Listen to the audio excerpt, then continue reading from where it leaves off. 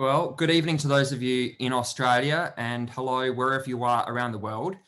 My name is Dashiell Lawrence and welcome to this online conversation hosted by Plus61J Media. I'd like to begin by acknowledging the traditional custodians of the land on which I'm speaking to you from this evening, the tribes of the Kulin Nation. I pay my respects to their elders past and present.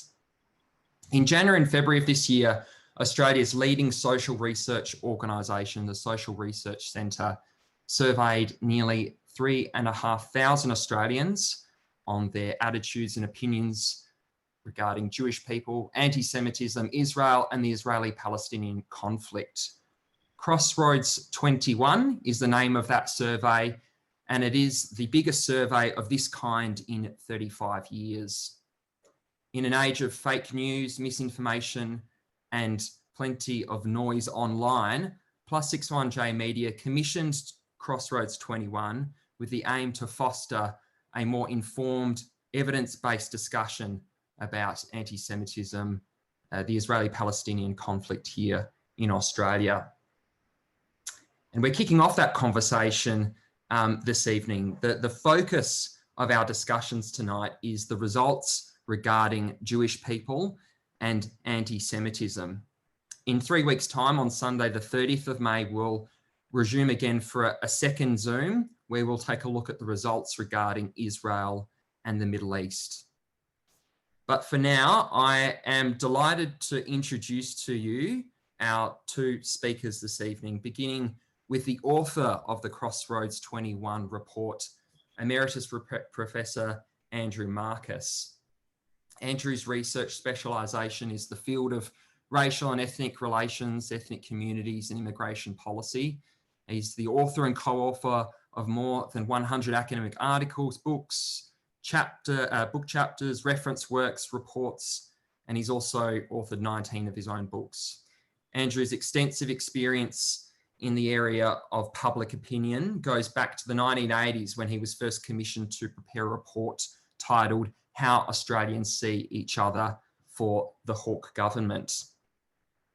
His first survey of Australian attitudes towards immigrants was conducted in Melbourne in the 1990s. And in more recent years, as many of you will no doubt be aware, Andrew has led two national surveys on attitudes within the Jewish community, Gen 08 and Gen 17.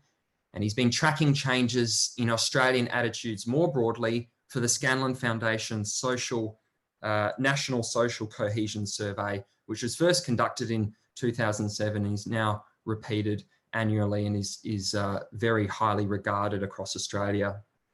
So hello, Andrew. Thank you for being with us and thank you for the very comprehensive report that you've authored. Hi, good morning. Not good morning, good evening, yeah. Good evening to those in Australia and good morning to those in Israel and elsewhere. Yes. Joining us as well this evening, one of my favourite columnists for Fairfax's newspapers is Julie Szego. Julie is a freelance writer who began her working life as a lawyer before switching to journalism. Julie subsequently served for 12 years at The Age as a social affairs reporter and senior writer. And these days, her journalism and her writings cover everything from anti-Semitism to Australian politics to dog walking and life in Melbourne's public housing. Julie also periodically writes at Plus61J Media, and we're delighted to have her back for this conversation. Julie, good evening and thanks for being with us.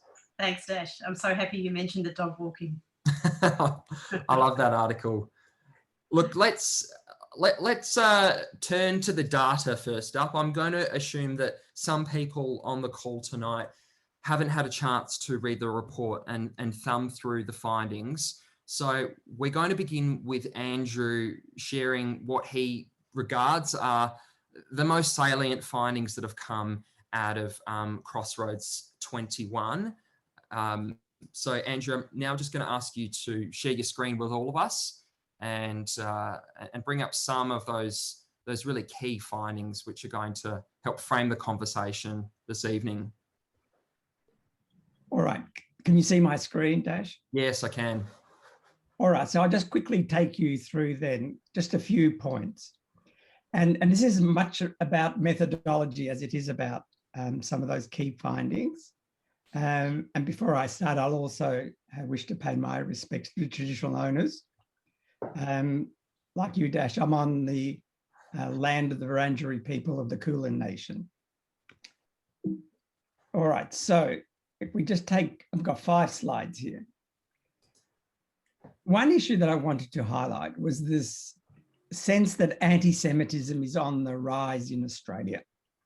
And this is like frequently a message that comes from the Jewish community.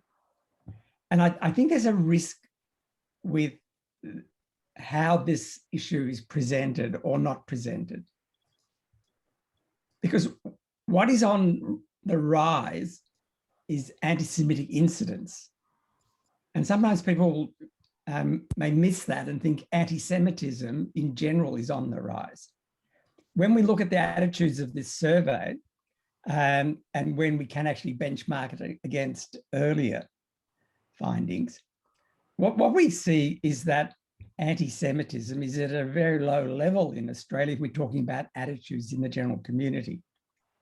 And if we're not careful in how we present findings, because what the findings are about is the behaviour of a very small minority, that can be confused with attitudes in the general community. All right, so I don't need to labour that point, but I think that it is an important issue to bear in mind.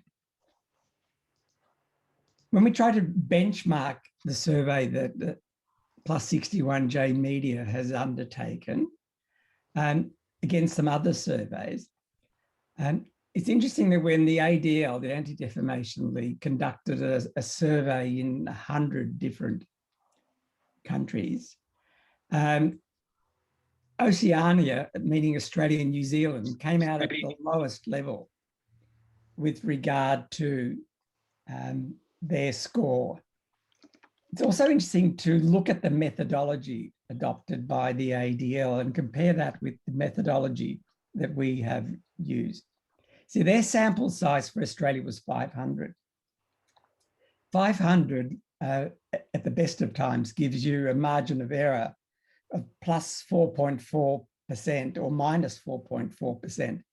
So if you got 14%, it means that 95% of the time it would be in the range 19%, 9% roughly.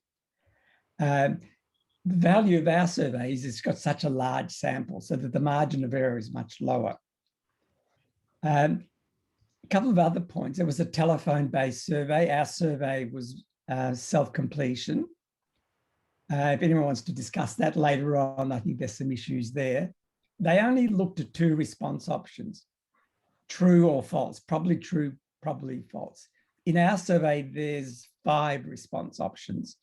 And that again is interesting and important in interpreting the results. And their index is somewhat crude. What they did is they presented 11 questions and they counted a majority. So 6 out of 11 statements were in the anti-Semitic range, so probably true. Then that is counted. So they added up the number of questions answered by individuals. What is interesting, as I'll show you in a second, is that they got 14%. When we adopt the same methodology, meaning count the majority, in our case, 7 statements, we also get 14%, which is quite interesting. A couple of other now more substantive issues with regard to our survey. We found, and this is, I think, an important corrective, that the statements that people give with regard to whether it's Israel-Palestine or the Jewish community in Australia, not necessarily grounded in fact. May not surprise anyone, but we can actually put numbers on that. So when we ask people what proportion of the Australian population is Jewish, 17% got in the right range. And level of interest in the Middle East and Israeli conflict was at 32% if we count somewhat interested and very interested. And when we asked, like, what do you know about Australian foreign policy, 15% said that they knew something or a great deal. So that again is, I think, an important corrective when we interpret the data. Now then, just a couple of other slides, just to make this very clear. Nearly 3,500 respondents. It's probability-based, meaning it's a random sample. There were 17 substantive questions, 5 response options. And with that large number of respondents, we can analyze segments of the population. And there's actually a lot more to be said about the survey findings, given that it's such a comprehensive and detailed look at the population. So for example, if we looked at it by educational level, we've got 525 respondents who are postgraduates, 1,061 who have got a BA or higher at the graduate level. So also by political alignment, age group, gender. And in the report, a number of these variables are considered.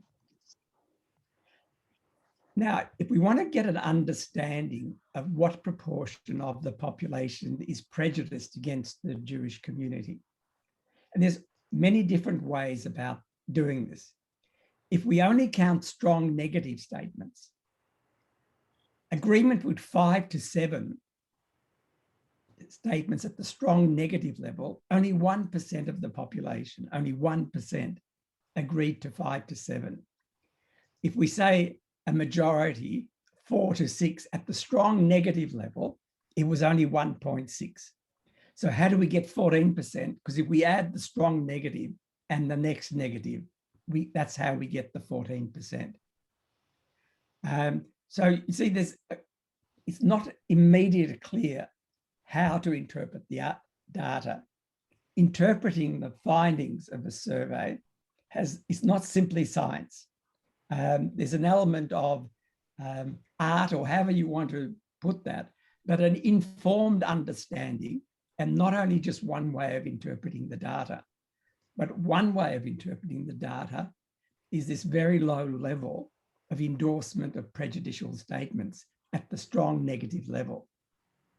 When we give people 7 statements, and how many agreed with at least 1 or 2, just 8% of the population. And the last point I want to make is the risk that the findings can be sensationalized. Julie, you'll know a little bit about this, the way that headlines are constructed in newspapers with the objective of attracting the attention of the traveling public. So this is the Haaretz, which interestingly and positively had a detailed report on the findings. Their headline was "Australia loves its Jews, but nearly 1 in 5 question their loyalty." Now, I don't know if you can say that 1 in 5 questioned their loyalty. They responded that it might be true, probably true, definitely true. But, you know, see, it's a jump from there to say that they question loyalty. It's the way that people responded to a statement that came out of the blue and said, may well, probably true, 15%, but definitely true, only 3%. So that's the last point I'd make, that those of you who are interested in going further into this survey, don't think that we can just simply aggregate definitely and probably, but think a little bit about what that means. And for me, you know, a very strong finding is the low proportion of the population that strongly agrees with prejudicial statements. Okay, Dash, thank you. Thanks, Andrew, and thanks for speaking about some of those more technical aspects, I guess you could say, of the survey. I'm looking forward to devoting a little bit of time at the end to unpacking some of that, because I know that the technical side of things does matter, and I know that some people will have interest in that. So we will get there, but I want to begin by talking about those 7 prejudicial statements, or in fact, I think 6 prejudicial statements that were presented to the survey respondents. And as Andrew just mentioned, a very high number, or very small number, in fact, gave negative responses, typically anti-Semitic responses that would indicate a level of anti-Semitism. For the most people expressed quite positive attitudes towards Australian Jewish people. And I turn to you, Julie Szego, as someone who has been a social affairs writer for a very long time. You've got a very keen interest in Australian society, Australian social attitudes, but also in anti-Semitism as well. Mm. So the findings that Andrew has just shared with us and that you've read in the report, were you surprised at all by those? Does it fit with what you had intuitively understood about the way that Australian Jewish people were positioned in 21st century Australia? I was certainly encouraged. I was certainly encouraged, and to an extent, was I surprised?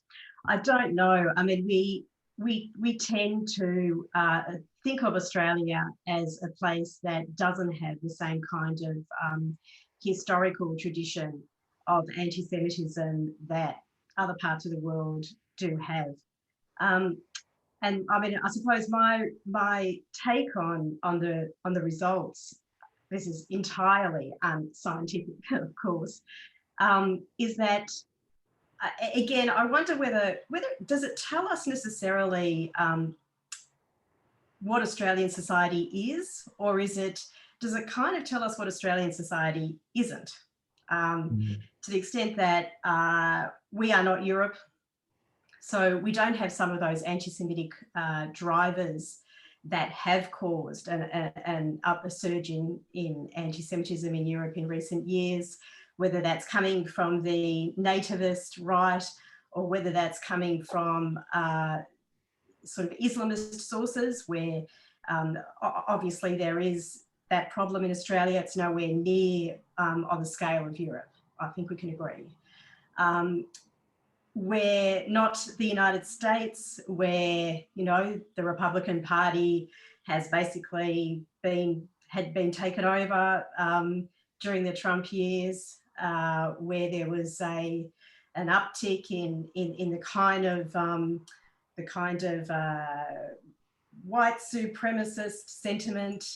This became mainstream. Where there was a certain amount of kind of coded anti-Semitic kind of ideas coming from the administration and people associated with it. We're not the UK, where the Labor Party where the British Labor Party had basically suffered a hostile takeover from the hard left, and Jeremy Corbyn's attitudes were very much part of the mainstream conversation. And so again, these issues were live, and they were kind of the themes that were these sort of themes that have basically been kind of on the fringes of these societies for decades were suddenly part of everyday conversation. So I wonder whether that's, I mean, you know, it shows that to our good fortune, Australia has not had to deal with those sort of forces. But I wonder, and Andrew, I'm interested in your view of this, whether there is possibly a more sinister kind of explanation here, in the sense that I know that your mapping social cohesion research has shown that that during the pandemic, there's generally been a good impact of a community. We've come together, right? But there's undoubtedly been an uptick in anti-Chinese sentiment, for instance, and anti-Asian sentiment. And so when I think about anti-Semitism, it's always kind of uppermost in my mind that it's a very distinct kind of racism, right? So in the kind of traditional racism where, say, white people look down on black people as being an inferior race of some sort, anti-Semitism is very much about kind of kicking up, you know, at a sort of an elite. And so to the extent that there's that kind of impulse in Australian society, I wonder whether really what this means is that we're not, the Jewish community is not sort of first cab off the rank when it comes to that kind of narrative. So, for instance, if you look at some of the tropes that are sometimes deployed against the Chinese community, it's stuff like, you know, they own everything, they're profiteering, they cannot be trusted, they are a nation within a nation, they take their orders from, you know, a foreign power, their allegiance is not here. And those tropes are just remarkably similar to classic anti-Semitic tropes. And like I say, we have seen this uptick in anti-Chinese racism, bit of a perfect storm with the coronavirus starting in China, the cover-up, China's economic coercion of Australia, and so on.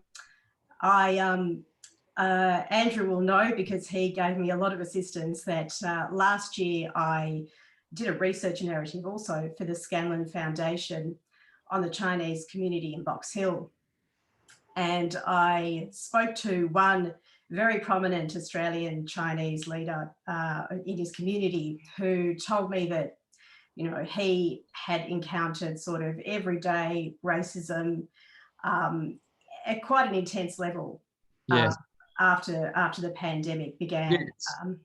Well, I think, look, if I can just interrupt you there, Julie, I'm quite curious to hear Andrew's take on this, because you are well positioned to respond to that, Andrew. The Scanlon Foundation also asks Australians about their attitudes to other Australian ethnic groups. Are the results in this survey indicating that the Jewish people in this country are no longer a target, because that target is now another group? And has been for a long time. Yes, indeed. Yeah. So you've really got some complex issues here.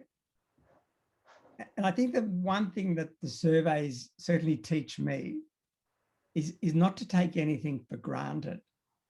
So, Julie, if you say there's been an uptick in racism towards the Chinese community, and there is some evidence, there's no question that there is some evidence of that. Yeah. Yeah. But I think we need to really then look at it a little bit more closely. Yeah. The sort of, I think one type of issue relates to a hierarchy of ethnic preference or racial preference. And these hierarchies seem to be embedded in all societies that I know of. So it's not like a feature of colonialism. It's not like just a narrowly feature of Western societies, okay? But if we looked at China, we looked at Japan, we looked at a number of African countries. We even looked within African countries and the way that different segments are viewed within those societies. Unfortunately, that seems to be quite common, right? The second point, I think, which is important, is to try to identify that core element that their mindset is prejudicial. Yeah. I mean, people want to use the term racism. I don't necessarily use the term racism because it can actually close conversations rather than open conversations. But at one level, that's all we're dealing with. We're dealing with racism. It's a different form of racism than we had 20 years ago or 50 years ago, but that's what we're dealing with. We're dealing with a mindset. And as you rightly say, there are very similar elements to what we might see as anti-Semitic tropes applied, say, to the Chinese community and applied, say, to other communities. Not all evenly, but from that box of repertoire of prejudicial perspectives, people will draw from that and apply that to different groups. You understand, my first point was about not giving a free kick to the people within that segment of society by saying, you guys are becoming more powerful. You women are becoming more powerful in your views. Because it may not be the case. Yes? So to cut that long story short, I think that hierarchy exists. It's a problem for our society. It may well be that Jews now are at the sort of lower end in that hierarchy in terms of prejudicial statements, and some other groups obviously are at the higher end. but I don't automatically accept that core element who are strongly prejudicial, 10%, maybe rising to 20%, are actually becoming more powerful in our society. And I think you drew some very powerful comparisons between Australia, United States, United Kingdom, and Europe, which might have fed those core elements and emboldened them, and they become more powerful and more vocal in those societies. Yeah. Andrew, I mentioned at the outset, this is the biggest survey of this kind in 35 years. As far as I'm aware, there has not been a great deal of this kind of survey work done around anti-Semitic attitudes here in Australia for a very long time. Clearly, prior to the 35 years, since the 35 years, but prior to that, do we have much of a baseline to draw from? Do you know what the some of the historical findings have been around attitudes in Australia? I'd be interested to know whether we're seeing a change at all. And obviously, we can't compare because we've asked different questions in previous surveys. Yes, like one early work was by Ursa and Hammond, and this was around after the Second World War, maybe 47, 48, 49, in that period. It was quite a rigorous survey, small survey, but quite rigorous. And that looked at the hierarchy of ethnic preference. And what is interesting with that survey was that attitudes to the Jewish community and Jews at that time, after the Holocaust, immediately after the Holocaust, in terms of the hierarchy, the Jews were placed very much at the negative end of that hierarchy. Very different from what we have today. You know, we have a question in the Scanlon Foundation survey that this last year asked attitudes to 6 different faith groups. And what we found, and this is what we found in past years, is a high level of negative attitude towards those of the Muslim faith. You know, the proportion indicating negative views in the 35 to 40% range. Whereas attitudes to Jews was around 10%, and actually marginally lower than towards Christians. Interestingly, even Buddhists, and maybe respondents don't know which country Buddhists are associated with, but Buddhists are about the lowest in terms of negative attitudes, way below like Christians and Jews, like say 4 or 5%, 10%, and then that step towards those of the Muslim faith, 35 to 40%. What about Collingwood supporters? Are they included in the? No, but they should be, I think. They should be consistently very, very low. Look, I wanted to take a direction towards another part of the survey, which is clearly going to be fascinating to some people, particularly Victorians, where the idea of banning Nazi symbols is very much on the agenda, with a Victorian cross-parliamentary committee recently recommending that ban be instituted as law. We're still waiting to hear from the Victorian government as to whether they're going to pursue it or not. But certainly it seems that there is some political will heading in that direction. So in this survey, +61J asked the question, to protect Jewish people from anti-Semitism, the Nazi symbol should be banned in Australia. 62% of respondents to Crossroads21 agreed with that proposition. I was surprised by that finding. Julie Szego, I wonder what you made of that. Yeah, I'm not entirely sure. I was surprised by that as well. Maybe maybe especially in Melbourne, people are used to hearing about the fact that we have a very high proportion, or we had a very high proportion of Holocaust survivors in the community. So maybe it's a recognition of, you know, the particular demographics here. I'm not sure. It certainly did surprise me. Do you think that this would, you keep your finger very, very much on the pulse when it comes to federal, but also state politics as well. would you anticipate that this will give the Victorian state government the confidence to push ahead with such a law, or do you think that these kinds of polls are not really given much significance when it comes to making law? Look, I think I don't know any more, Dash, than what I've read in the media, just like you have.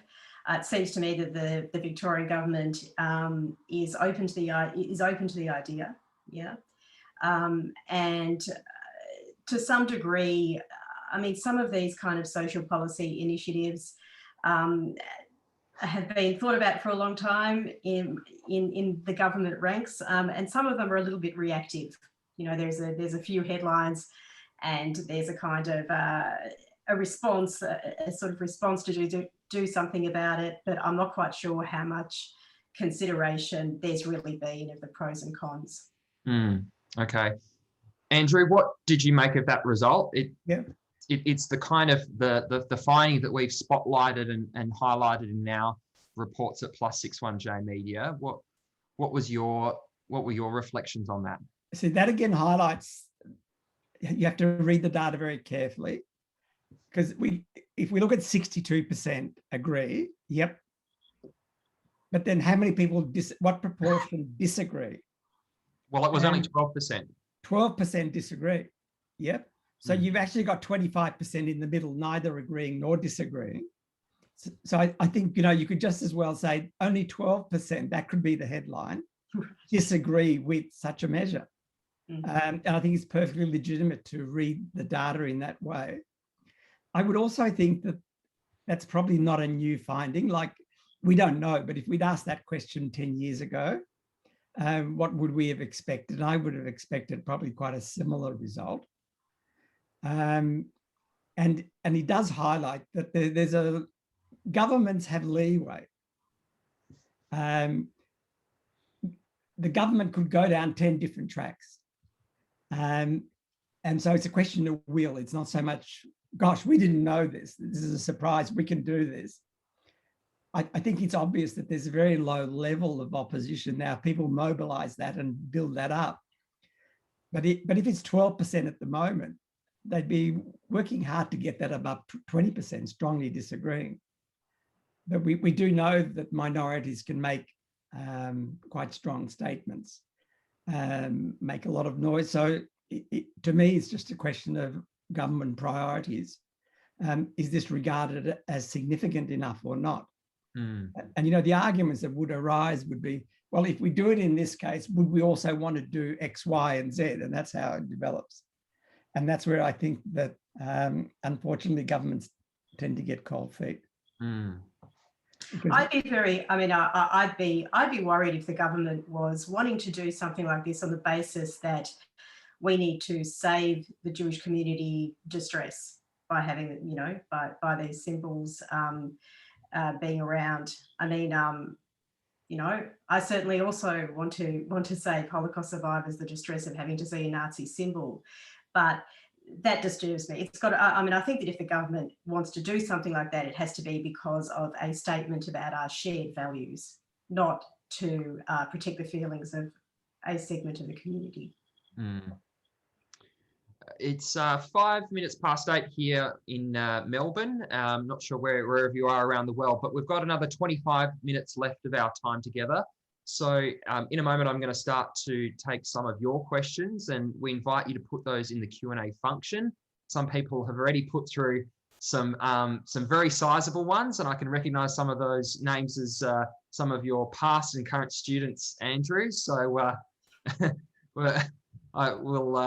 we'll take those and see what we can do with those very long questions. But feel free to put them in the Q&A function. If you'd like to leave a comment, and there's some good comments coming through on the chat function, put it through on the chat function, and we'll try and pick up on some of your points before we conclude tonight. It's probably the first, the kind of first question that came through, and it was something that that I've been hearing in the days since Crossroads21 was released, and that was around surveys. We know that these are imperfect tools, Bernard Zimmerman asks, would anti-Semites be more likely to fill out the survey? Well, I'll frame this question to you, Andrew. How much confidence do we have that the responses that people give to the Social Research Centre are true to their actual private thoughts? Yep. So if people have got questions like this and doubts, I suggest that they actually look at the disaggregated data. For example, look at the data by age group, or look at the data by education and so on. Now, do you get consistency? Because in a way, when we disaggregate the data by, say, 18 to 24-year-olds, 40 to 50-year-olds, etc., these are in a way all separate surveys. Yes?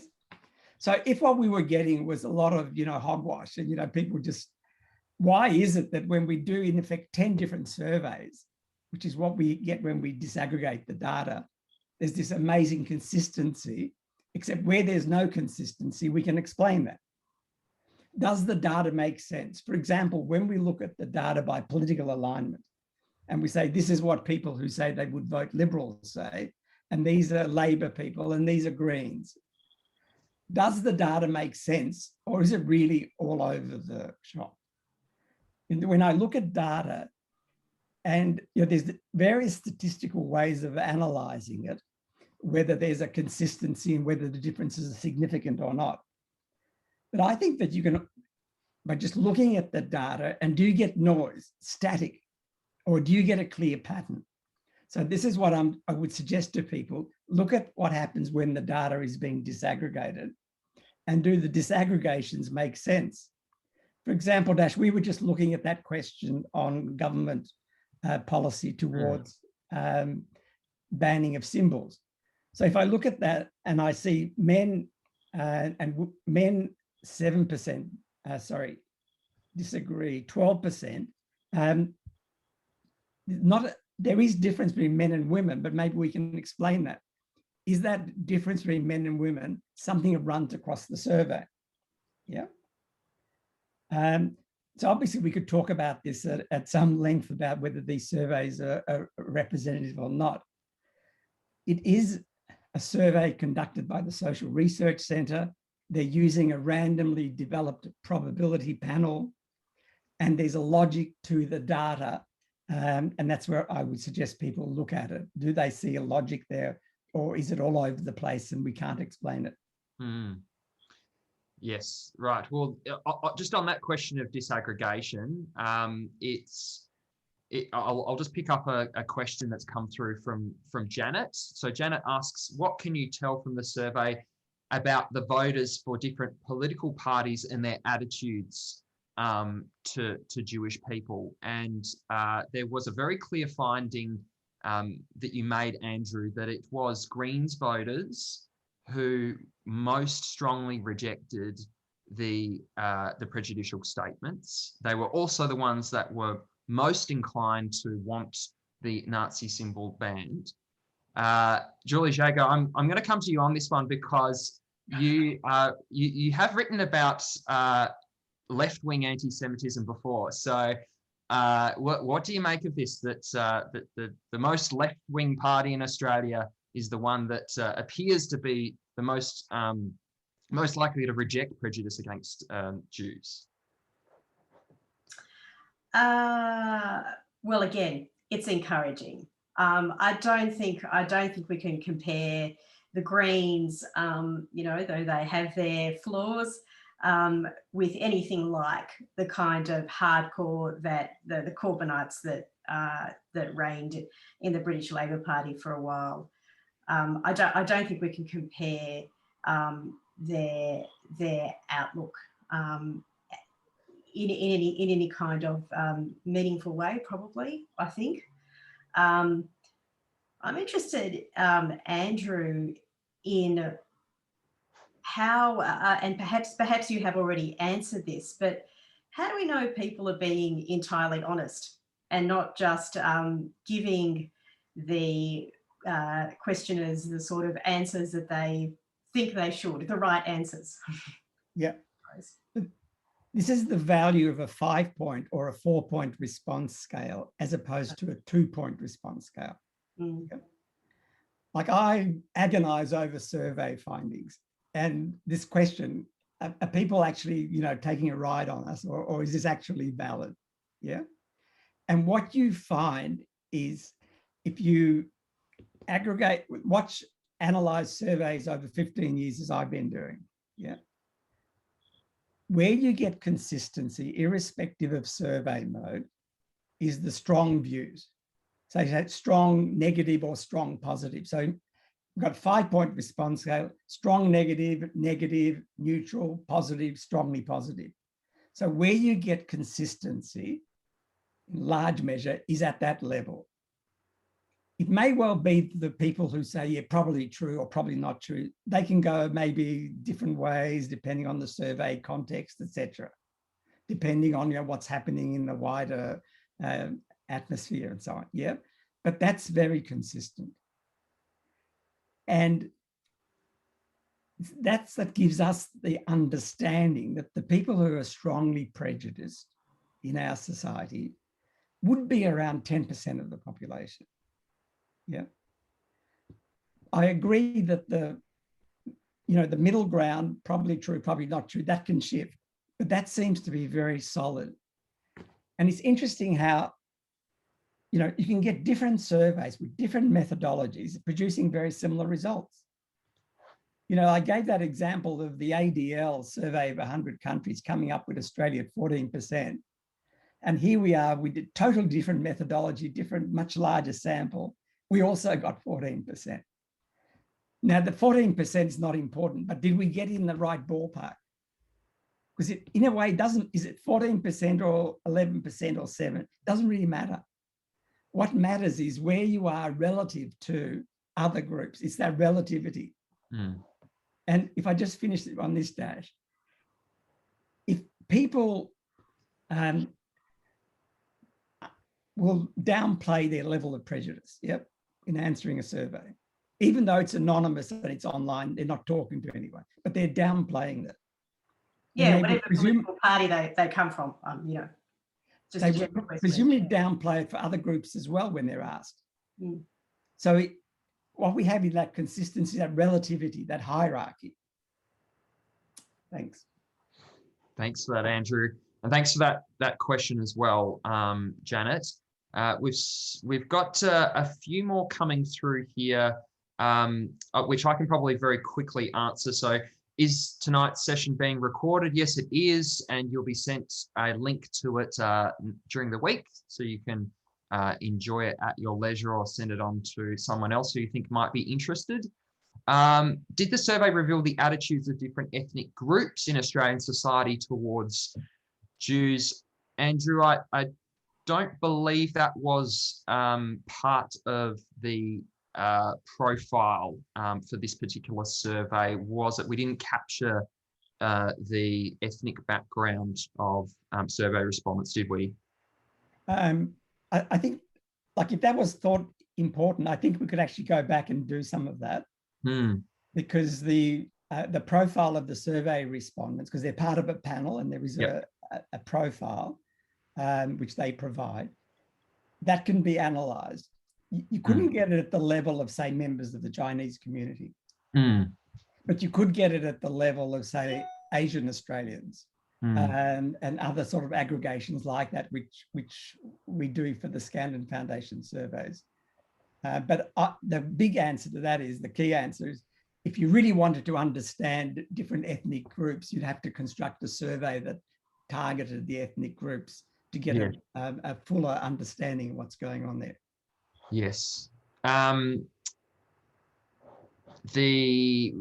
got a couple of questions here about the IHRA definition of anti-Semitism. You put on a Zoom about related to anti-Semitism, and guaranteed you're going to get a few questions about that, even if it's not mentioned at all in the prelude. So let's just deal with the question of the IHRA. We've got a couple of questions on it, as I mentioned. One here: do these results warrant acceptance of that definition, that working definition on anti-Semitism? Julie, do you want to respond? I think, Dash, it's very difficult to respond if unless we kind of have a mini lecture on what the question actually means. Yeah. So we're all on the same page. Yeah. Did you want to quickly round it off, Andrew? Yeah. The other point to make is this survey replicates other surveys. So in terms of like international definitions and attitudes, this survey replicates a British survey. It replicates questions in the ADL survey and so on. So in a way, there's sort of nothing terribly new that would bear on that issue.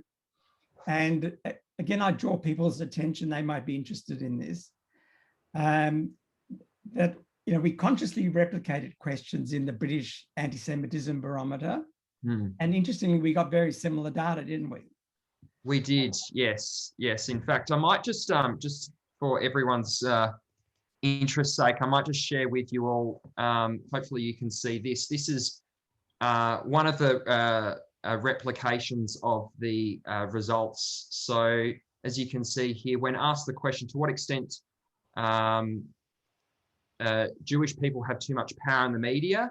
So, as you can see, almost an exact lining up between our survey in January 21 with the anti-Semitism barometer survey in the UK.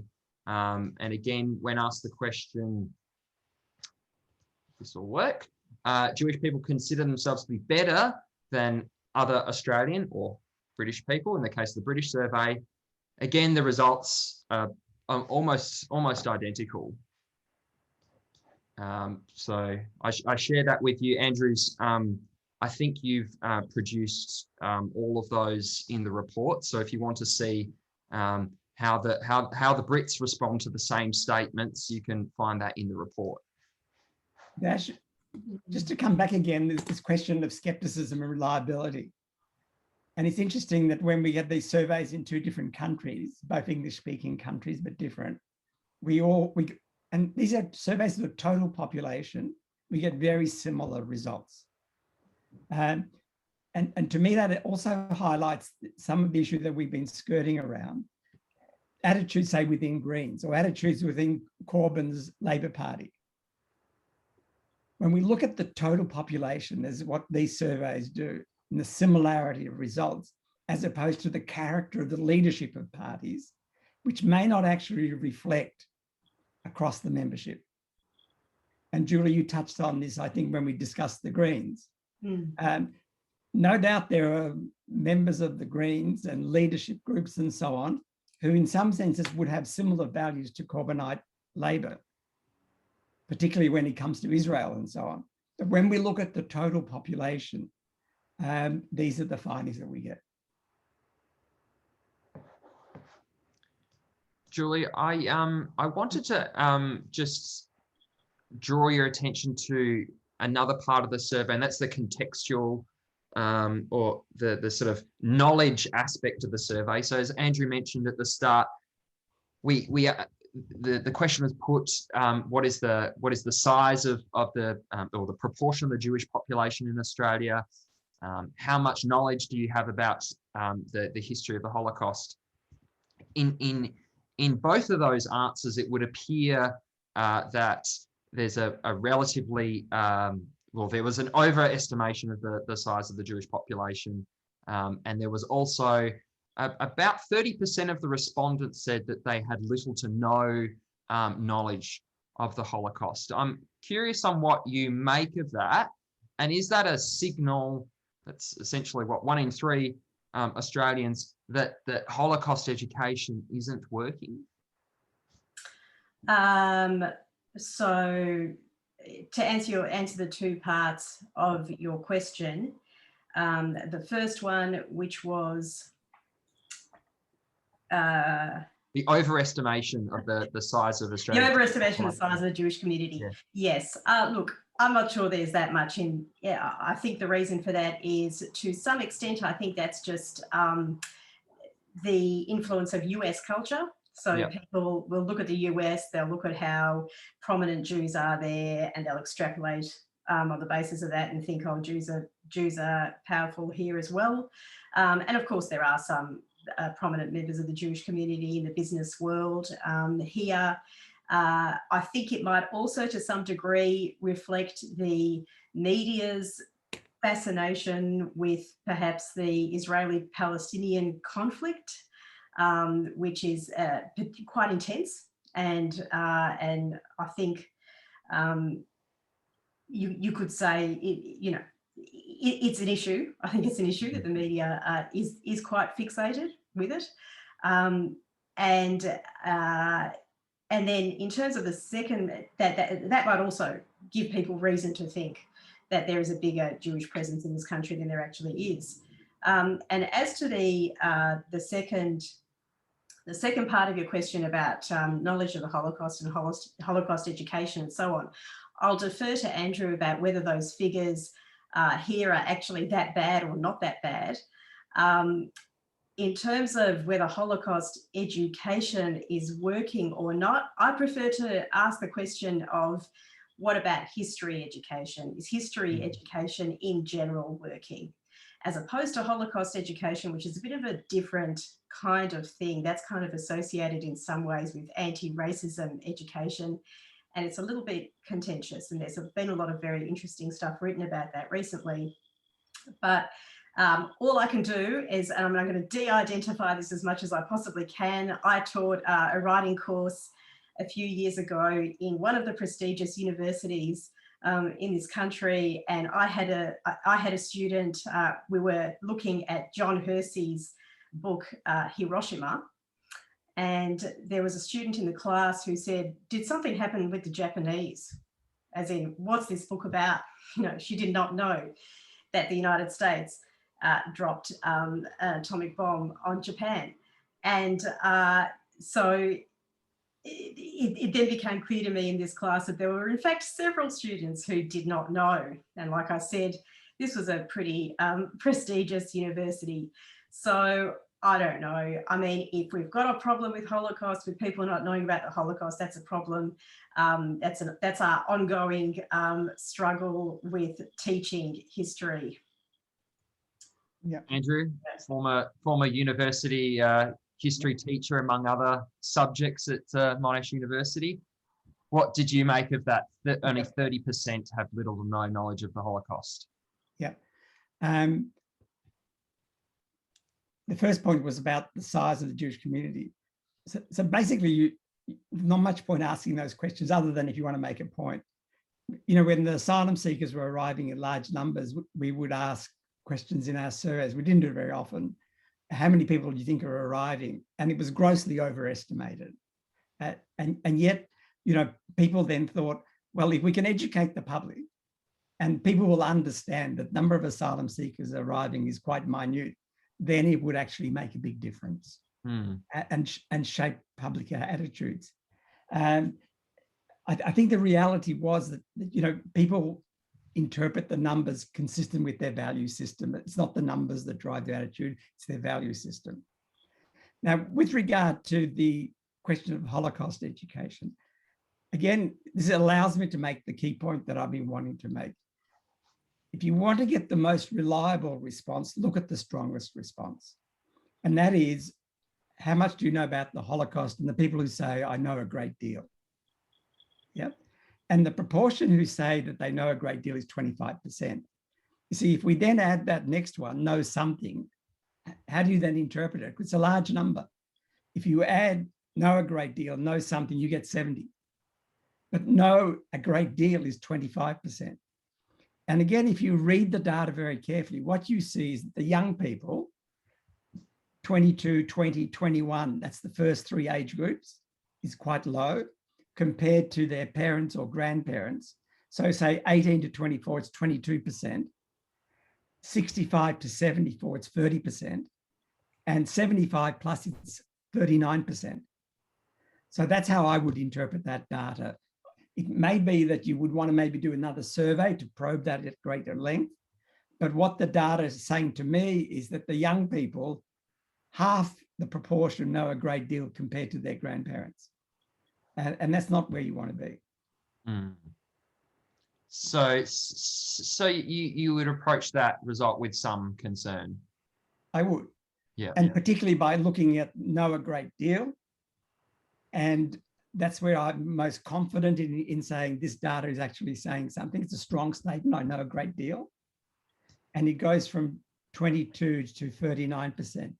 And what's interesting is even when you look at the highly educated, like people with postgraduate degrees, know a great deal.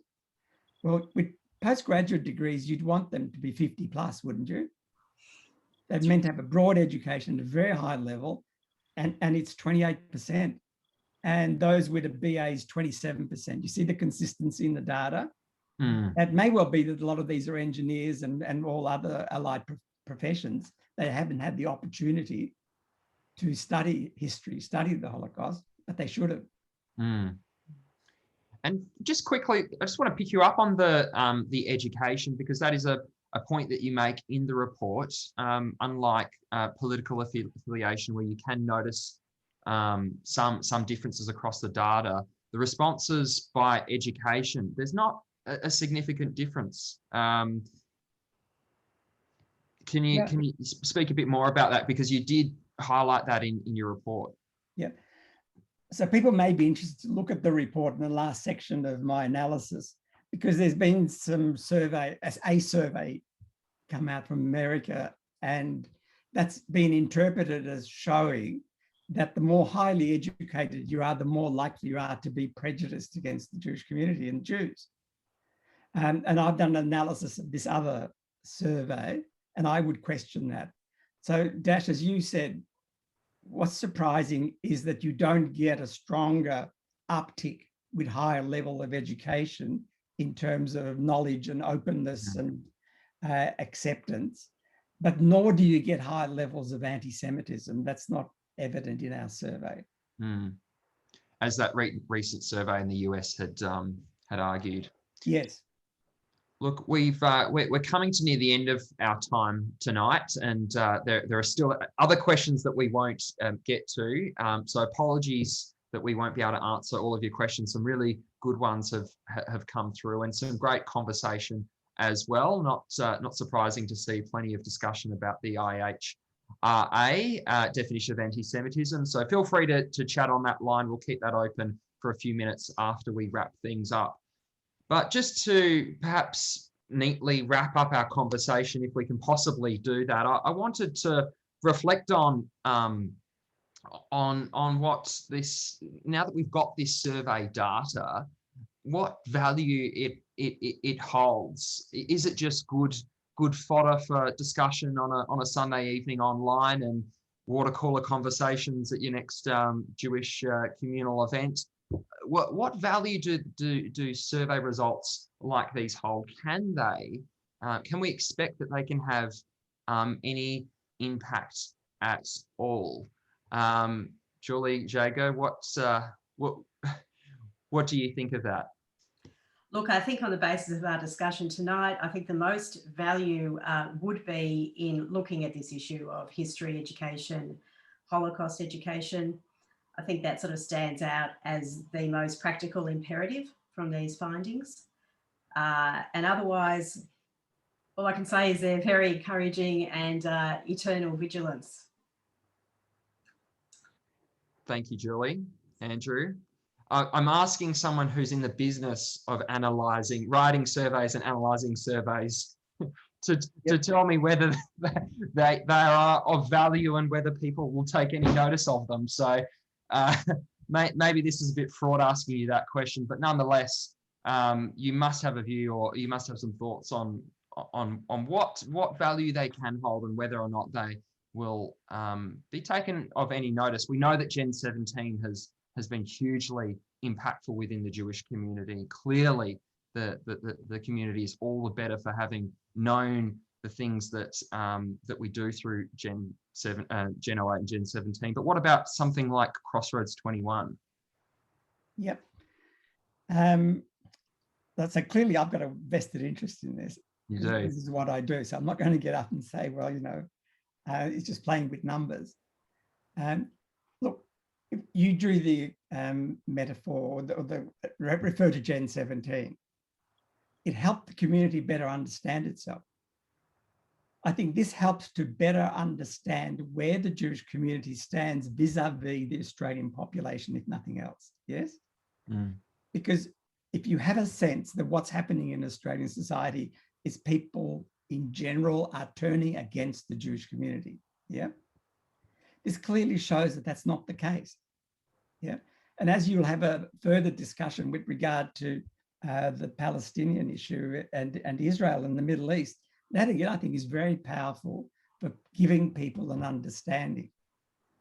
But if we just take 2 points, one that Julie made with regard to education and the importance of education and where there are obvious deficits, yep. And secondly, that notion, which I think that the community organizations will go with, that there's a huge problem of anti-Semitism and governments need to be doing something about that.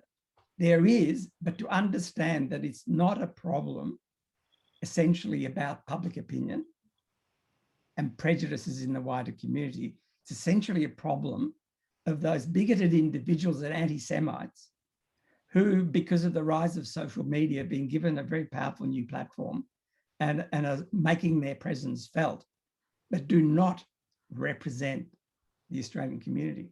Mm. Mm. Well, if it's done nothing else to have shown that is a good thing, I think. Andrew Markus, Julie Szego, thank you both so much for your time this evening, for your reflections, for your thoughts, for your contributions to this this discussion. It's been great to connect with both of you again. Thank you. Thank you. So that's the end of our conversation this evening, but we'll be back again in 3 weeks' time on Sunday, the 30th of May. We'll have another conversation about Crossroads21. That evening, the focus of the discussion will be around the results of how Australians view the Israeli-Palestinian conflict, how they view the Middle East as well. So that's going to make for a fascinating conversation. You'll be joined by Emeritus Professor Murray Goot, who's a specialist, long-standing specialist in opinion polling in Australia, and Murray knows the results regarding this stuff from polls going back many decades. So it'll be terrific to hear his views. And then we'll also be joined by Julie Maltz, who's the diplomatic correspondent at Haaretz newspaper in Israel. She'll be joining us to bring the Israeli perspective on all of this and how these kinds of results will be viewed from that end. So that's coming up in 3 weeks' time. I encourage you to get along to that. Go to our website, plus61j.net.au to find out more information on that, or take a look on our social media. We'll be promoting it over the next couple of weeks.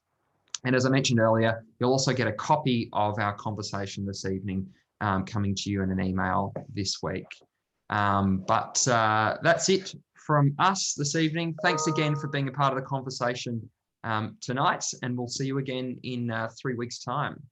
Thank you.